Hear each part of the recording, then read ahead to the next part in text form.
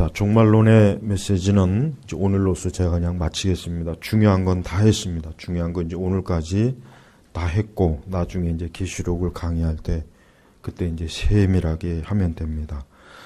자, 오늘은 이제 하나님의 나라에 대해서 좀 꼭 말씀을 증거해야 됩니다. 왜냐하면 지금 이 하나님의 나라에 대한 그 이야기가 교회 안에서 많이 들려집니다. 주로 이제 하나님의 나라는 좌익 기독교인들이, 좌익 기독교주의자들이 하나님의 나라의 주제를 가지고 상당히 지금 왜곡된 메시지를 전하고 있습니다. 자, 그들은 하나님의 나라를 굉장히 듣기 좋은 말로 포장합니다. 사실 굳이 만약에 음흉한 의도만 없으면, 그 속에 검은 음흉한 의도만 없으면은 사실 웬만하면 받아줄 수도 있겠지만, 그들이 말하는 하나님의 나라는 음흉합니다. 아주 교활하고 검고 절대 받아들이기가 힘들어요. 교회를 거룩한 영적인 그리스도의 몸이 아니라 혁명의 어떤 정치적 그러한 기관으로 교회를 변질시키려고 하는 그런 목적을 가지고 하나님의 나라를 얘기하기 때문에 그건 도저히 받아들일 수 없어요. 근데 그들이 하나님의 나라를 얘기할 때 사실은 윤리와 도덕적 그 통치에 대한 부분을 많이 얘기합니다. 그러니까 저들은 오늘 우리 시대 교회가, 우리나라 교회가 윤리적으로 도덕적으로 잘못됐다. 이게 교회냐? 이거는 하나님의 교회가 아니다. 이건 하나님의 나라가 아니다. 그래서 윤리적, 도덕적 그 공동체를 만들어야 된다. 그게 하나님의 나라다. 결국 그게 핵심이에요. 그러니까 그거를 말하려고 이제 온갖 잡동사니를 다 끌어들이는데, 엄밀히 얘기하면은 물론 교회가 도덕과 윤리를 외면하면 안 되겠죠. 하지만 하나님께서 교회를 세우실 때는 교회를 윤리적, 도덕적 공동체로 만들기 위해서 교회를 세운 게 아닙니다. 만약에 그것이 정말 목적이었다면 그냥 공자나 맹자만으로도 충분하고, 우리가 고대 그리스의 그 철학자들이 말하는 어떤 이상적인 그러한 형태로만 봐도 별 무리가 없어요. 하지만 예수님께서는 이 하나님의 교회와 또 하나님의 나라는 철저하게 영적인 것이에요. 그것은 그리스도의 구원, 하나님의 구원이 지배하는 것이지, 그냥 도덕적이고 윤리적이고 정의로운 공동체만으로 자꾸 교회를 밀어붙이면은, 그러면 그게 나중에 어떤 현상이 벌어지냐면 복음이 필요가 없게 돼요. 그러니까 인간이 도덕적, 윤리적 어떤 정의로운 공동체, 정의로운 교회를 이루자. 사실 그런 메시지를 많은 젊은 우리 그리스도인들이 좋아하더라고요. 좋아하고. 하도 세상이 부패했다, 정의롭지 못했다, 공평하지 못했다, 또 평등하지 못했다. 이런 것들을 많이 듣다가 교회도 그러한 타락한 곳이니까, 야, 이제 우리는 이 교회가 하나님의 나라를 어떻게 이끌 거냐? 우선 정의로운 것으로 이끌자. 하나님의 나라는 정의로운 것이다. 거기는 가난한 자도 없고 부자도 없고, 거기는 지배자도 없고 권력자도 없고, 거기는 노숙자도 없고. 사실 그런 식으로 메시지를 전가하게 되면은 다 혹하지, 그걸 싫어할 사람은 없어요. 또 도덕적, 윤리적 공동체에 거기다 갖다 또 붙이게 되면은 교회는 가장 이 지상에서 우리가 그러한 목적을 가지고 교회를 이룰 때 그게 하나님의 나라다 그러면은 누가 그거를 거부하겠습니까?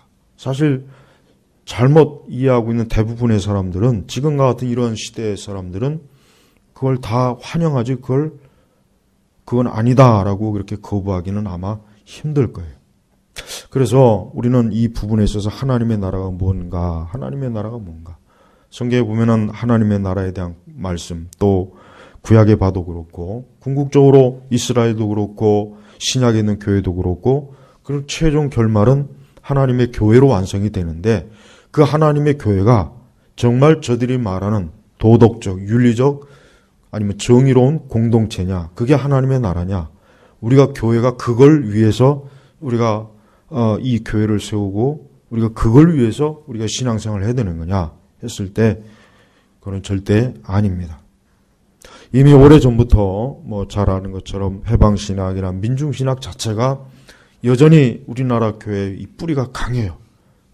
특히 70년대, 80년대 이 해방신학과 민중신학은 굉장히 많은 우리 교회에 깊숙이 들어와 있고 지금도 사실은 거기에 상당히 오염된 일들이 사실 많이 있습니다. 하지만 이 해방신학과 민중신학은 교회를 또 어떻게 만드는 거냐? 정치적 공동체를 만들기 위한 거예요. 그러니까 해방신학이나 민중신학 그 책들을 읽어보면은 이것은 신학을 얘기하는 것이 아니라 결국 정치를 얘기하려고 하는 거예요. 교회를 정치적 집단으로 만들자. 우리 교회를 이 세상 가난한 자, 민중을 해방시키기 위한 그런 기관으로 만들기 위해서는 우리가 이런 민중들을 위한 교회를 만드는 것이다. 굉장히 노골적이란 말이에요. 근데 이런 해방신학이나 민중신학은 보수적 교회에서는 사실 굉장히 꺼려했습니다. 그러니까 해방신학이나 민중신학은 보수적인 우리 경건주의적인 한국교회에서는 사실 잘 이게 먹혀들지 않았어요. 근데 더 이제 직능적으로 접근하는 게 뭐냐? 흔히 얘기해서 정의로운 공동체예요. 정의로운 공동체. 그러니까 해방신학이나 민중신학 하면은 상당히 벌써 그 색깔 자체가 좌파적이고 뭔가 이 꺼리낌을 줘요. 우리 경건주의적 한국교회 형태에서는 거의 대부분의 보수적인 형태에서는. 물론 뭐 기독교 장로회나 이런데 뭐 성공회나 이런 데서야 뭐 좋아하죠. 특히 기독교 장로회는. 하지만 대부분의 우리 한국교회는 다 거의 보수적인 교회이기 때문에 해방신학, 민중신학은 벌써 거부 반응이 딱 들어와요. 자, 그러면 그러한 우리나라 교회의 성향을 그럼 어떻게 해야 이것들을 파고들 수 있겠는가? 그게 바로 뭡니까? 도덕적, 윤리적, 정의로운 공동체. 이거로 들어오니까 보수적인 교회들이 그만 그걸 삼켜버린 거예요. 왜? 윤리나 도덕이나 정의로운 거 이거 나쁜 거 아니잖아. 그게 뭐 나빠? 그건 우리 교회가 추구해야지. 이렇게 윤리적, 도덕적으로 파탄난 세계, 교회까지도 그렇게 정의롭지 못한 이런 상황 속에서 우리가 그런 걸 추구하는 게 뭐가 나빠? 그래서 그거를 그만 받아들인 거예요. 그래서 사실 대부분의 이 좌파들은 이 하나님의 나라의 주제를 전부 다가 이 윤리와 도덕과 정의 이 세 가지에다가 다 초점을 맞췄어요.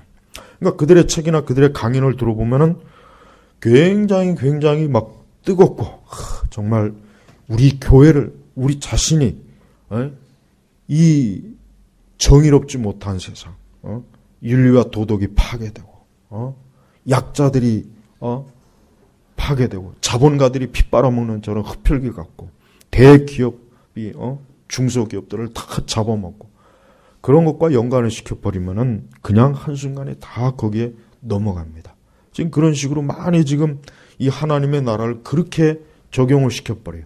그러니까 그런 걸 들은 사람들에게 우리가 만약에 그런 하나님의 나라에 깊이 감염된 사람들에게 야, 천국, 어린 양의 혼인잔치, 이 다음에 우리가 죽으면은 하나님의 나라 천국에 가 영생을 누려 이 계시록의 새하늘과 새 땅 생명수 강가하면 그들은 금방 거부 반응해요. 그걸 거부합니다. 그건 하나님의 나라가 아니야. 그것은 성경에서 그냥 상징적으로 얘기하는 거지. 너 진짜 천국을 믿느냐? 너 진짜 생명수 강가에 그 강가에 12가지 실과가 맺히고 천사들이 날아다니고 하나님의 무슨 너 그거 아직도 믿고 있느냐? 그렇게 지금 취급을 하는 거예요. 그러니까 종말론을 연구하면은 두 가지 극단적인 게 있어요. 이 세대주의자들과 같은 완전히 이 종말론을 그냥 정말 엄청난 마치 그냥 그 헐리우드의 그 블랙버스터 영화처럼 해리포터나 무슨 이런 것들처럼 막 극적인 흥미진진한 그런 방향으로 가든가 아니면 철저히 하나님의 나라를 뭔가 정치적인 관점으로 딱 바라봐요. 양극단에 있는 거예요. 양극단. 근데 양극단이 다 사실은 잘못된 겁니다. 그래서 우리는 이 하나님의 나라 가장 쉽게 이해한다면 명백하게 성경에서는 하나님의 나라가 옵니다. 지금 오고 있어요. 지금 하나님의 나라가 지금 사실 계속 오고 있는 것이고 우리는 하나님의 나라로 가고 있는 거예요. 그리고 장차 이 땅에 있는 모든 세상은 모든 나라와 민족과 종족은 다 사라집니다. 다 없어지는 거예요. 더 이상 이 땅에 어떤 민족이나 종족이나 국가나 제국이나 어떤 이 지상의 세상은 이제는 없어지는 거예요. 앞으로 없어질 거예요. 없어질 거예요. 이게 영원하지가 않은 거예요. 반드시 없어지고 우리 모든 그리스도인은 바로 뭡니까? 천국, 하나님의 나라에 거기에 백성이 되는 거고 신민이 되는 거예요. 거기에 통치자가 누굽니까? 거기 통치자가 바로 하나님이에요. 여러분, 우리는 지금 대한민국 국민이에요. 대한민국 국민이에요. 이 대한민국이라고 하는 나라의 국민이에요. 국민. 이 대한민국에 어떤 통치자가 다스리고 이 대한민국에 행정기구가 있고 정부가 있는 곳에 나는 국민이란 말이에요. 우리 교회 다 대한민국 국민이에요. 근데 한 사람은 미국 시민권자예요. 내가 누군지는 말 안 할게요. 한 사람은 미국 사람이 있어요, 여기. 한 사람 있어요. 그 사람은 미국 정부에 소속된 미국 시민. 자, 똑같은 개념입니다. 장차 이 하나님의 나라라는 건 뭐냐면 진짜 하나님께서 통치하시는 이 천국, 그 나라에 우리가 거기에 들어가는 거예요. 그리고 예수 그리스도를 믿고 중생하고 거듭난 사람은 하나님 나라의 시민입니다. 그러니까 우리는 현재까지는 우리가 두 종류의 나라에 우리가 있어요. 하나는 이 지상의 땅, 그 다음에 또 하나는 천상의 하나님의 나라예요. 자, 장차 우리는 이제 이 지상의 시민권은 언젠가는 없어져요. 우리가 죽어서 없어지든 우리가 이 땅을 떠나면 그건 그냥 어때요? 그건 그냥 그대로 없어지는 거예요. 그러나 우리는 하나님의 나라에 들어가서 거기서 영원한 하나님의 나라의 시민으로 하나님께서 통치하시는 그 나라의 백성으로 우리가 사는 겁니다. 그게 영생을 누린다는 뜻이에요. 자, 그런데 이것을 잘 이해해야 됩니다. 여기서부터 중요한 것은 그런데 이 좌익 기독교 하나님의 나라를 주창하는 자들은 그것까지도 용인하면서 무슨 얘기를 하냐면 자, 그 하나님의 나라가 바로 뭡니까? 정의롭고 도덕적이고 윤리적인 나라다 이거예요. 그러니까 더 이상 죽어서 뭐 천국에 간다는 둥, 요단강을 건넌다는 둥, 하나님 나라에 가서 영생을 그거는 생각하지 말아라. 그건 하나님의 나라가 아니다. 선지자들과 사도들과 예수님께서 말씀하신 그런 하나님의 나라는 바로 이 교회, 우리 그리스도인들이 이 지상에 있는 교회들이 이 땅에 바로 하나님의 나라를 세우는 것이다. 그렇게 얘기하는 거예요. 근데 대부분 그걸 좋아합니다. 왜 그걸 좋아하냐면 그게 더 훨씬 더 현실감 있고 현실 속에서 눈으로 볼 수 있고 잡힐 수 있으니까 좋은 거예요. 근데 막연히 전통적으로 들어왔던 메시지는 전통적으로 들어왔던 메시지는 이 다음에 죽으면 천국 간대. 천국 가면 영생을 누린대. 그것에서 영원히 영생을 누린대. 거의 이게 끝이거든요. 그러니 막상 하나님의 나라에 대한 얘기를 들으면은 우리가 전통적으로 교회가 믿어왔던 그런 가르침은 막연한 거예요. 그렇지만 좌익 기독교들이 말하는 하나님의 나라는 굉장히 구체적이고 실체적이에요. 그래서 우리 성도나 교회는 이 지상의 정의를 위해서, 자유를 위해서, 평화를 위해서, 평등을 위해서, 차별이 없는 세상, 더 이상 누군가가 차별받지 않고 정의롭고 공의롭게 대우를 받고 대접받는 세상, 사람이 먼저인 곳, 이런 식으로 하나님의 나라를 가르치면은 다 거기 넘어갑니다. 그게 더 좋게 여겨지거든요. 그리고 뭔가 자기들이 할 수 있는 일이 굉장히 많다고 여기는 거예요. 이게 바로 좌익 기독교가 교회 안에 지금 하나님의 나라를 이런 식으로 다 퍼뜨리고 있어요. 다 퍼뜨려요. 그걸 우리 청년들이 참 좋아합니다. 그래서 그들은 뭐라고 얘기합니까? 바로 그 하나님의 나라를 가장 방해거리가 뭐냐? 그 하나님의 나라의 가장 방해거리가 바로 우리 대한민국의 이승만과 박정희 보수적 교회들이다 이거예요. 결국 이렇게 넘어갑니다. 결국 그렇게 연결이 돼버려요. 그러니까 하나님의 나라에 대한 이 좌익 기독교들의 강연을 듣고 나면은 그 다음부터는 더 이상 여러분 교회에서 전통적으로 가르쳤던 복음이나 이런 은혜니 중생이니 거듭남이니 이거 귀에 안 들어옵니다. 그거는 완전히 옛 신화적인 종교적인 소리. 그리고 전통적인 교회는 이 지상의 지배자들을 위한 종교, 가진 자들을 위한 종교, 부자들을 위한 종교, 가난한 자들의 피 빨아먹는데 도움을 주는 종교다, 이게 기독교가. 그렇기 때문에 기존의 기독교는 정의롭지 못하고 윤리적이지도 못하고 도덕적이지도 못한 교회다. 이런 교회는 없애버려야 된다. 이런 교회야말로 진정한 하나님의 나라를 오게 하는데 방해가 되는 제1의 장애물이기 때문에 없애버려야 된다. 이렇게 가르칩니다. 지금 이런 식의 메시지가 자꾸 다 지금 파고 들어가고 있으면은 앞으로는 가면 갈수록 어떻게 되겠어요? 전통적인 신앙과 믿음을 가진 그러한 교회나 그러한 신앙은 가장 요즘 흔히 하는 말로 적폐가 되는 거예요. 적폐가 되는 것입니다. 이게 다 연관이 되는 거예요.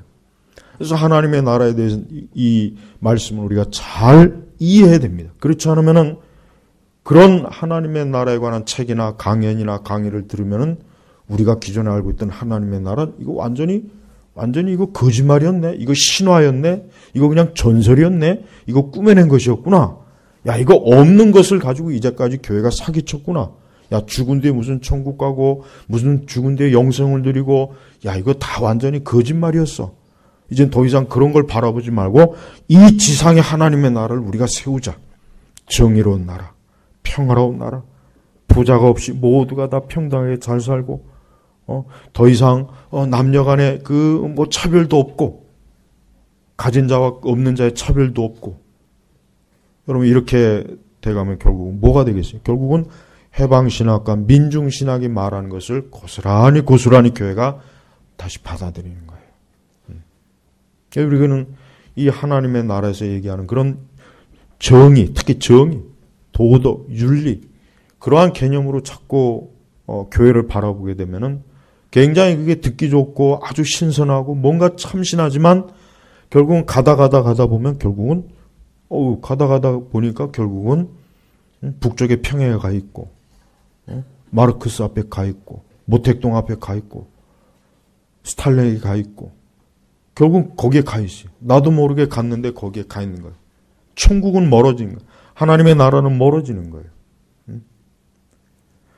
자, 오늘 우리가 읽은 계시록 22장의 말씀을 여러분 이 말씀을 반드시 문자적으로 해석해야 됩니다. 우리는 계시록에서 문자적으로 해석해야 될 말씀과 상징적으로 해석해야 될 말씀이 있어요. 다 문자적으로 해석하면 안 돼요. 세대주의자들은 모든 걸 다 문자적으로 해석하죠. 그래서 그들은 천년왕국이 결국 뭐예요? 유대인을 위한 왕국이라 그러잖아요. 그들은. 그러니까 그들이 말하는 천년왕국은 유대인을 위한 다윗의 왕국의 회복이다. 다윗의 왕국 회복.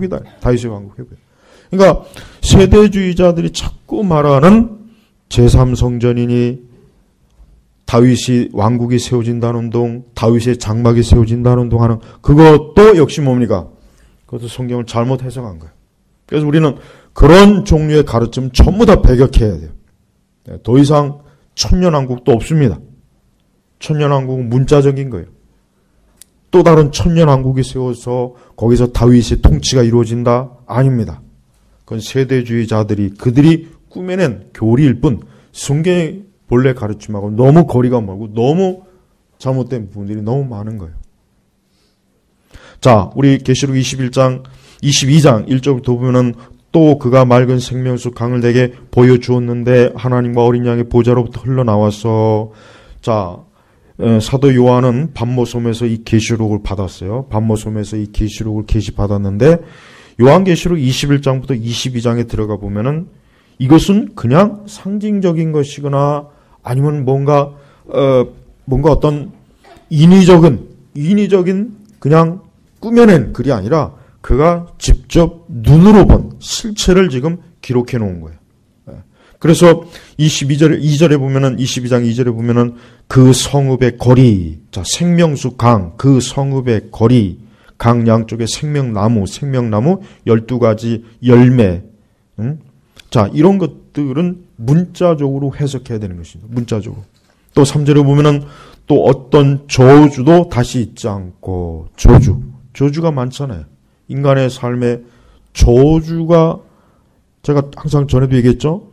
사람은 그리스도를 믿지 않는 이상은, 하나님 믿지 않는 이상은 반드시 어떤 종류의 저주도 다 있어요. 죄인이 되는 그 순간, 타락한 그 순간 인간은 반드시 저주를 받는 거예요. 저주. 그래서 여러분 무당 얘기를 많이 들어보면은, 일부러 많이 듣지는 마세요. 그것도 뭐 좋은 얘기도 아닌데, 우리는 무당들이 하는 말이나 이런 말을 헛소리로 듣지만 그 절대 헛소리 아닙니다. 실제로 죄의 노예, 마귀의 노예들은 정말 여러 가지의 저주에 사로잡혔어요. 정말 그럽니다. 진짜 그래요. 저주가 있어요. 그래서 인간이 어떤 각 사람, 어떤 각 집안마다 이게 보면은 그리스도가 없는 집, 하나님이 없는 집안들은 뭔가 모르게 뭔가 저주의 형태 뭔가 꼭 있기 마련이에요. 없는 게 없습니다. 한번 찾아보세요. 틀림없이 있어요. 아주 있어요. 뭔가 저주스러운 게 꼭 있어요. 한두 가지씩은. 그 집안에 있거나, 그 개인에 있거나, 그 인생사에 있거나, 뭔가 꼭 있습니다. 그러니까 무당들이 그래서 밥 먹고 사는 거예요. 그러니까 무당들이 그 저주를 없애야 돼. 이건 500만 원짜리 구슬해야 돼. 1000만 원짜리 구슬해야 되고, 3000만 원짜리 구슬해야 되고, 각 종류, 저주마다 종류별로 다른 부적도, 엄청나게 부적도 비쌉니다.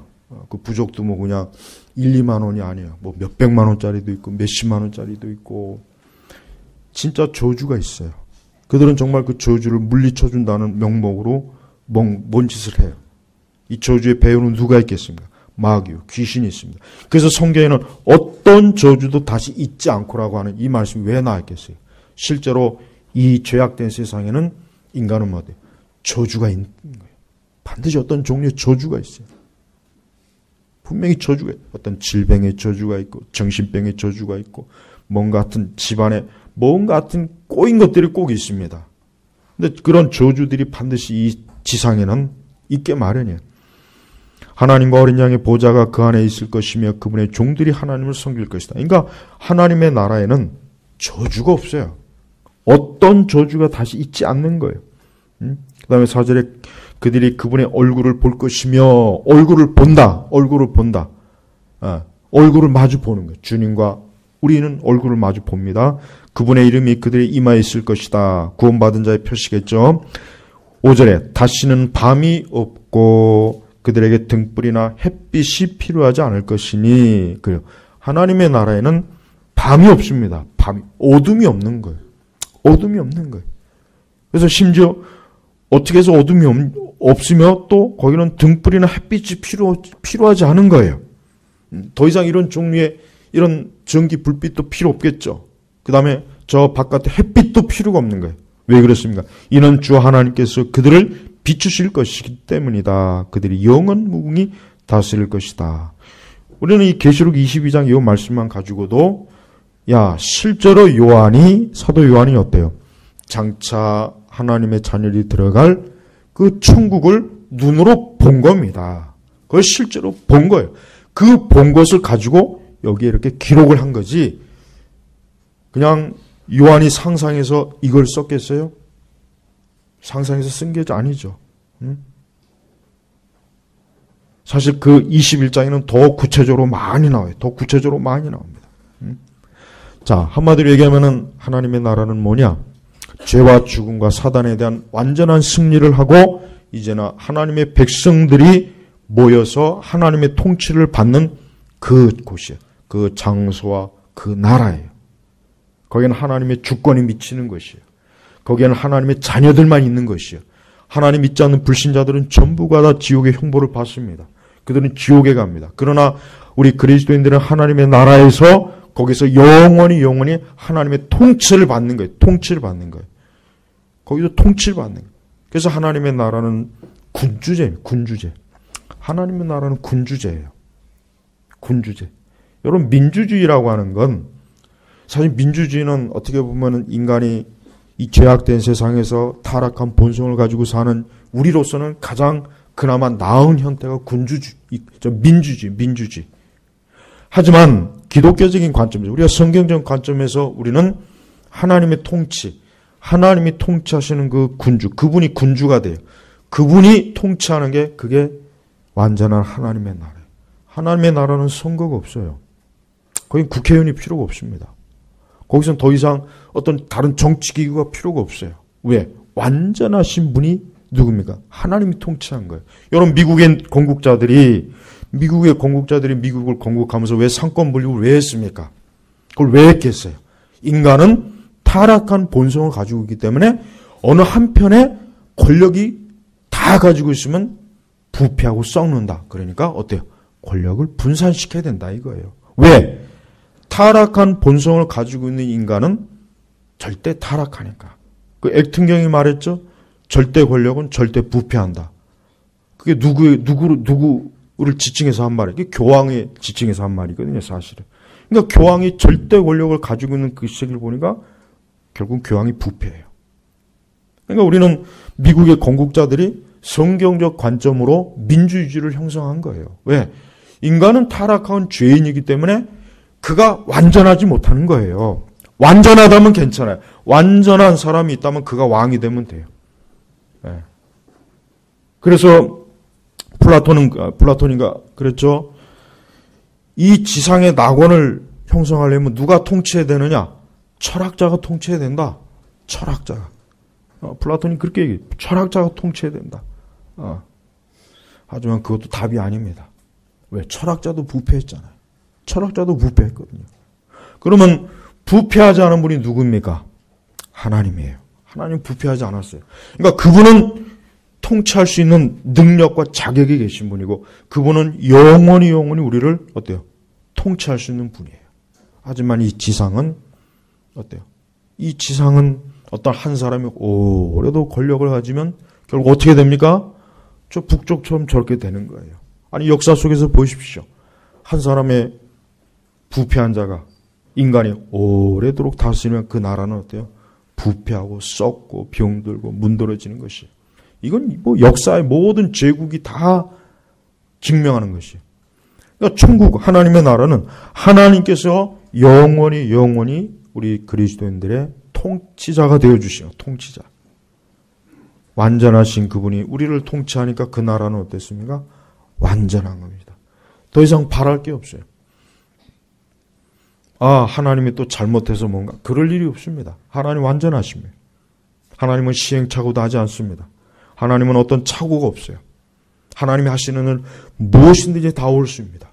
그래서 천국은 단 한 번도 천국 하나님의 나라는 잘못된 혁명이나 잘못된 반역적인 일들이 일어날 일이 없는 거예요. 또 그것을 추구하지도 않고. 왜? 우리 성도들도 완전한 무흠한 죄가 없는 그러한 존재로 우리가 천국에 사는 겁니다.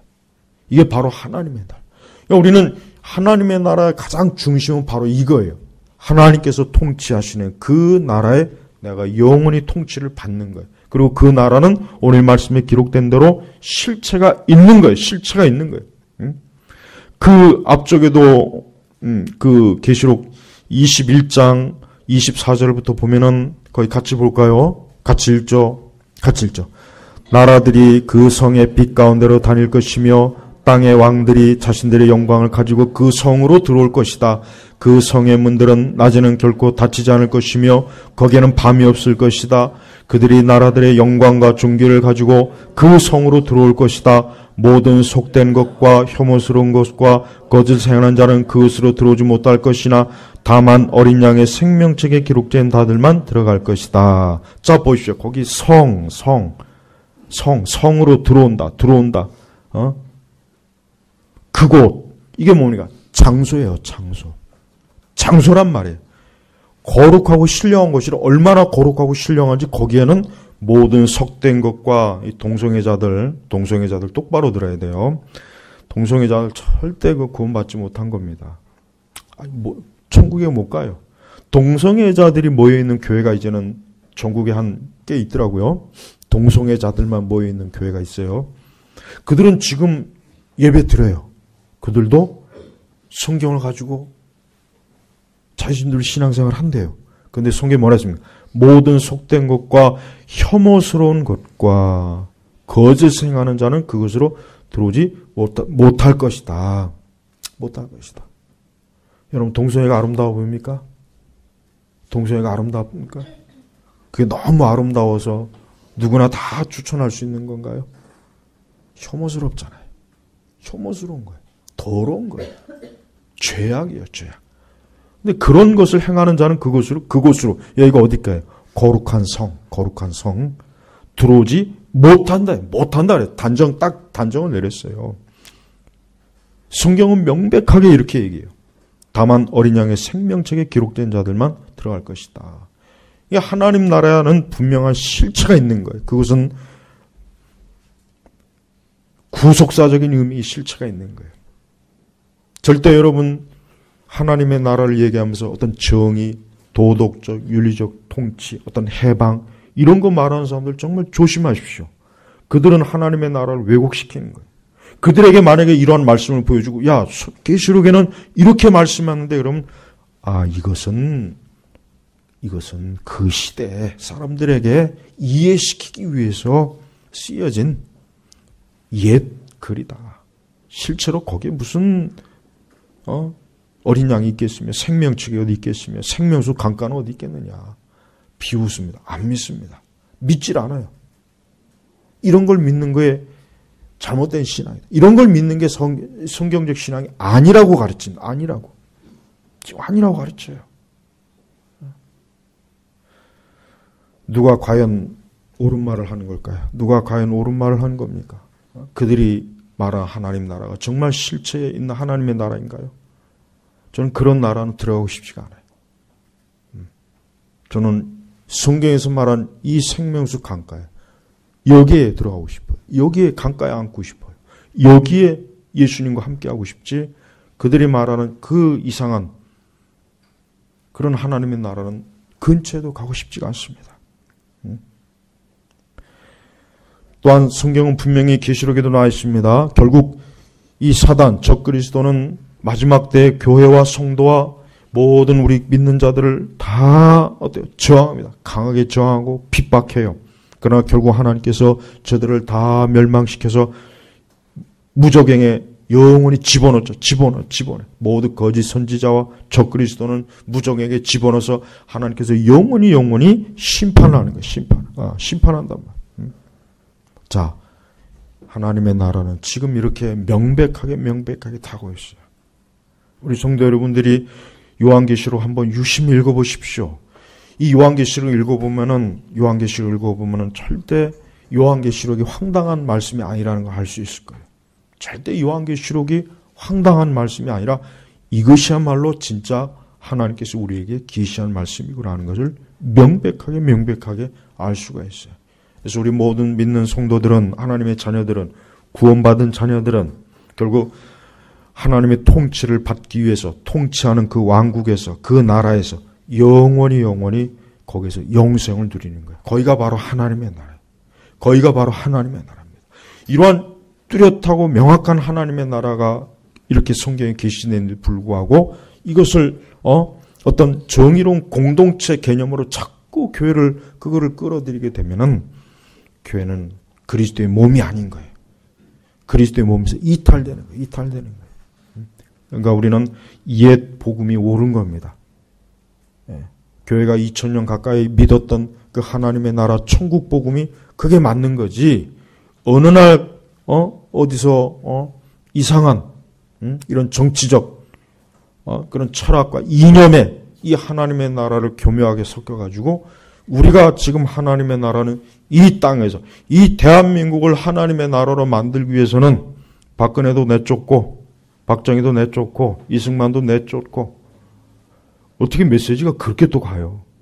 난 그것도 참 재주라고 생각해요. 그런 걸 가르치는 사람도 재주고 그걸 또 옳다고 믿는 사람도 지금 재주고요. 여러분 지금 학교 교육은 지금 우리나라 교육은 정치 교육이 돼버리고 있어요. 우리나라 교육은 지금 정치 교육. 이거는 어떤 교육을 위한 교육이 아니라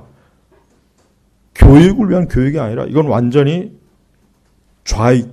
좌익적 사고방식을 그런 사고 세계관을 가진 인간을 양성하기 위한 교육으로 지금 다 변질되고 있습니다. 그래서 우리 그리스도인들은 자녀들의 교육에 대해서 정말 신중하고 조심해야 돼요. 정말 신중하고 조심해야 돼요. 여기 우리 학교 선생님들도 있는데 지난번에 내가 어떤 모임에 가니까 거기 있는 우리 목사님이 그런 얘기 하시더라고요. 학교 지금 이 교사 이 시험을 그걸 뭐라 하는데 근데 너무 괴롭대요. 왜냐하면 그 교사 시험 그 내용이 이건 도저히 이건 양심적으로 이건 배울 수 없는, 어떻게 학교 선생님들이 이런 걸 배워서 학교 교사가 될까? 이거는 학교 선생님이 아니라 이건 정치 지도위원을 만드는 교사 시험인 거예요. 그러니까 너무 괴로운 거예요. 지금 우리나라는 정말 너무 큰일 났어요. 지금 우리나라는 가면 갈수록 이 교육 자체가 이거는 저 좌익, 저 마르크스주의나 심지어 주체사상이나 저런 것의 정치적 이념을 학습시키는 그런 교사와 그런 학교로 변질이 되고 있어요. 지금 변질이. 점점 더 심하게 되고 있단 말이에요. 점점 더 심하게. 그러니까 이런 것들을 알고 있는 그 사람들이 그런 시험을 치려고 공부하고 가정을 가다 보면은 너무 심각한 거예요. 또 만약에 면접 때 또 질문을 했는데 그들이 원하는 면접을 답을 안 하면 어떻게 되겠습니까? 그냥 탈락이에요. 임용 안 돼요. 임용이 안 돼 버려요. 이게 너무 오래전부터 지금 파고 들어온 거예요. 그러니까 그런 교육과 그런 생각이 오염된 사람들은 성경을 봐도, 성경을 보면 요한계시록 아마 가장 황당무계한 나니아 연대기나 무슨 뭐 반지의 제왕, 반지의 왕이라는, 반지의 제왕이라든가, 이 성경을 성경대로 보게 하지 못하는 거예요. 그러니까 여러분, 왜 이 좌익 기독교 이자들이 왜 성경에 많은 주제를 있는데 왜 그 중에서 굳이 하나님의 나라에 관한 이 주제를 가지고 왜 교회 파고들겠습니까? 이게 가장 써먹기 좋거든요. 이게 가장 교회 안에 있는 우리 젊은 20대, 30대, 40대들에게 그 생각을 변질시켜가지고 이 지상에다가 우리가 정의로운 나라를 만들자. 교회는 그것을 위해 세워진 거야. 더 이상 무슨 천국 복음이니 지옥불 이런 것 있다 얘기하지 마. 그건 무식한 거야. 그건 옛날 할아버지나 믿는 거, 할머니나 믿는 것들이야. 무슨 천국에 무슨 뭐가 생명수 강가가 있고 천사가 있어. 그건 다 꾸며낸 얘기야. 예수님은 사실은 이 땅에 정의롭고 평등한 나라를 세우기 위해서 주님이 오신 거고 그분이 십자가에서 죽으신 거야. 이렇게 됩니다. 거기 복음이 있습니까? 거기 복음 없어요. 그건 예수님의 속죄 대속의 의미도 모르는 거예요. 완전히 다 왜곡시켜버려요. 완전히. 그러니까 여러분, 우리는 무엇이 정말 복음이고 무엇이 옳고 그런 것인지를 제대로 알지 못하면 우리는 한순간에 그러한 적그리스도의 이 가짜 복음과 거짓 교리에 다 넘어가요. 결국 이 모든 것의 배후에는 누가 있겠습니까? 적그리스도입니다. 마귀입니다. 사단은 이 세상을 자기 것이라고 해요. 이 세상은 내 것이야. 하나님의 것이 아니야. 내 것이야. 그래서 아담과 하와도 왜 아담과 하와도 미혹을 했겠어요? 하나님이 창조하신 가장 아름다운 피조물을 보니까 셈이 나는 거예요. 저걸 내 것으로 만들어야 되겠다. 저걸 내 것으로 만들어서 내가 부려먹어야 되겠다. 그래서 미혹을 시켜가지고 결국은 진짜 마귀의 종노릇 하지 않습니까? 그 마귀의 종노릇에서 누가 우리를 해방시켜줍니까? 예수님이 해방시키는 거죠. 마르크스가 우리를 해방시키지 않아요. 김일성이가 우리를 해방시키지 않아요. 박헌영이가 우리를 해방시키는 게 아니에요. 스탈린이나 등소평이 우리를 해방시키는 게 아니에요. 오직 예수님만이 우리를 해방시키는데 이 예수 그리스도의 진정한 해방자 되시는 예수님에게다가 이 더러운 붉은 이념의 옷을 입혀놓고 이 교회를 지금 다 더럽히고 있습니다. 여러분, 이거 정말 지금 심각해요. 이게 보통 심각한 게 아니에요. 신학교나 신학대학교의 많은 교수들도 굉장히 지금 문제가 너무 많아요. 이걸 아는 분도 지금 너무 심각하다는 걸 그분들 자신이 알고 있어요. 일부 깨어있는 그래도 양심 있는 분들은. 우리는 이 성경의 말씀을 절대 결국은 마귀는 이 세상 우리가 보면 알겠지만 결국은 마귀는 예수님이 오는 걸 반대해요. 예수님 재림을 반대합니다. 그러니까 결국 최후에 보면은 이 세상에 있는 이 적그리스도가 하나님의 교회와 하나님의 백성들을 완전히 씨를 말려버리려고 죽이고 파괴하고 없애버리려고 하잖아요. 그러니까 마지막 때 이 엄청난 이런 큰 환란이 이 계시록에 기록된 거지 다 그 원인이 거기에 다 있는 것입니다. 그러니까 우리는 여러분 하나님의 말씀을 분명하게 인식해야 됩니다. 우리에게 있어서 하나님의 나라는 영생의 나라, 하나님이 통치하는 나라예요. 거기는 영적인 곳이에요. 거기는 천국입니다. 거기는 우리가 부활의 몸을 입고 영생을 누릴 것이에요. 우리는 거기에서 다시는 저주가 없어요. 거기는 슬픈 것도 없어요. 거기는 고생하는 것도 없어요. 거기는 뭐 너무 얼마나 거기가 좋은지 거기는 정말 상상할 수 없을 만큼 거기선 우리에게 있어서 너무나 생명을 주는 것이에요. 이 명백하게 생명을 주는 곳에 우리가 실제로 갈 겁니다. 거기에 있을 거예요. 그리고 우리는 이미 시민권을 받았어요. 중생한 자는 시민권 받은 거예요. 이미 받은 거예요. 받은 거. 받을 것이 아니라 받을 거기 때문에 우리는 하나님 나라에 들어가면은 우리에게 주어진 그 시민권, 그리스도라고 하는 그 시민권으로 우리는 하나님 나라에 들어갈 수 있는 거예요. 통과가 되는 거예요. 그러나 그리스도가 없는 사람은 너는 안 돼. 넌 불법자야. 공항에서 딱 못 들어간 경우 왜 그렇겠어요? 들어갈 수 있는 그 자격이 안 되니까 거기서 불법자로 아니면 다시 되돌려 보내고 그러잖아요. 가끔 가다 보면. 저도 지금 다음에 중국에 들어갈 일이 있으면은 이게 자칫 잘못하면 중국에 때는 하도 욕도 많이 해갖고 이게 또 거기서 공항에서 못 들어가는 거 아닌가 그런 생각이 좀 들기는 해요. 가끔. 그래서 요즘은 좀 적게 욕을 해야지 그런 생각하는데 우리 그리스도인들이 천국에 가는 유일한 패스포트는 뭡니까? 예수님이에요. 예수님입니다. 예수 그리스도는 실제로 우리 위해서 십자가에 돌아가셨기 때문에 실제로 우리에게는 천국이라고 하는 곳에 들어가는 거예요. 예수님이 실제로 십자가에서 돌아가지 않았다면 천국도 가공의 세계고 진짜 우리는 이 지상에다가 하나님 나라를 만들어야 될 겁니다. 그건 아니잖아요. 아니지 않습니까? 그러니까 어떤 일이 있어도 이 지상에다가 아무리 저들이 좋은 말로 아무리 정의로운 말로 아무리 좋은 말로 해도 잘 들어보세요. 그러면 결국은 이 땅에다가 천국을 세운다는 거네. 결국 요 결론이 꼭 나옵니다. 꼭 나오게 돼 있어요. 들어보시면 알아요. 금방 합니다. 근데 이거를 잘 모르는 이들이 그들이 띄워주는 그런 가르침에 그냥 그냥 혈기가 나고 거기에 띄워가지고 교회를 변질시킨 줄도 모르고.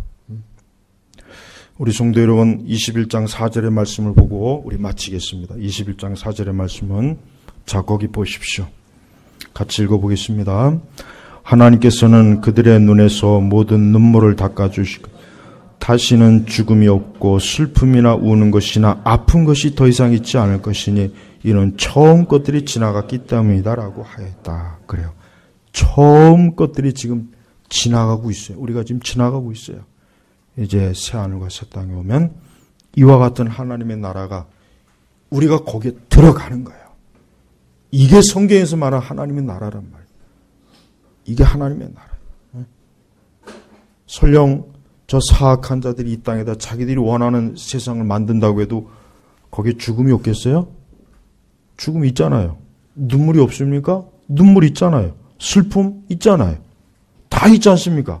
그럼 그건 하나님의 나라가 아니잖아요. 근데 진짜 하나님의 나라는 바로 모든 눈물을 닦아주고 다시는 죽음이 없고 슬픔이나 우는 것이 없대요. 아픈 것도 없대요. 아픈 것도. 이게 하나님의 나라란 말이에요. 이게. 근데 이게 여전히 있으면 그건 하나님의 나라 아니잖아요. 그러니까 하나님 나라를 외치는 사람에게 꼭 계시록 21장 4절의 말씀을 꼭 그래 네가 생각하는 하나님의 나라에서 정말 이게 있어? 이게 있어? 꼭 물어보시오. 그럼 아마 입도 뻥끗 못할 거예요. 김일성이나 스탈린이나 모태똥이 이렇게 해준 적이 없거든요. 없어요. 우리 제네바 교회 성도 여러분, 진짜 하나님의 나라를 바라보시고 가짜 하나님의 나라에 절대 속지 마십시오. 그 가짜 하나님의 나라는 오지도 않고 그 나라는 무너집니다. 주님께서 짓밟아 버리십니다. 우리는 진짜 영원한 이 하나님의 나라, 이 나라에 들어갈 것입니다. 기도하겠습니다. 하나님 아버지 감사합니다. 오늘 이 시간에도 우리 주님께서 우리에게 주신 거룩한 말씀을 통해서 참된 하나님의 나라를 우리가 보게 됩니다. 주여, 우리 제나바 교회 모든 성도들이 오늘 이 계시록에 나오는 이 말씀을 통해서 진짜 하나님의 나라를 제대로 알고 믿고 여기에 소망을 둘 수 있도록 이끌어 주시옵소서. 감사하며 우리 주 예수님의 이름으로 기도 올렸습니다. 아멘.